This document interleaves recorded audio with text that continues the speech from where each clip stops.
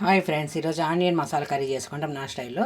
అంటే క్లైమేట్ చల్లంగా ఉంది కదా, ఇదైతే కారం వేడివేడిగా చపాతీ రోటీలో సూపర్గా ఉంటుంది. దాంట్లోకి మీడియం సైజ్ చిన్న ఆనియన్ అయితే కట్ చేసి పెట్టుకోవాలి. ఒక 5-6 జీడిపప్పు పలుకులు ఇట్లా కట్ చేసి పెట్టుకోవాలి. పక్కన ప్యాన్ తీసుకొని 2 స్పూన్స్ ఆయిల్ వేసుకుంటాం. కట్ చేసి పెట్టుకున్న ఆనియన్ లైట్ మెరూన్ కలర్ వచ్చేలాగా బాగా వేగించుకునేయాలి.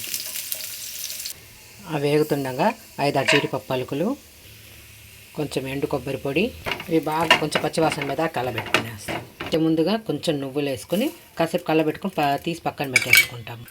ఇవి వేగిపోయింది కాబట్టి దీని పక్కన తీసుకొని కాసేపు చల్లార్చుకునేసి పేస్ట్ లాగా వేసుకోవాలండి.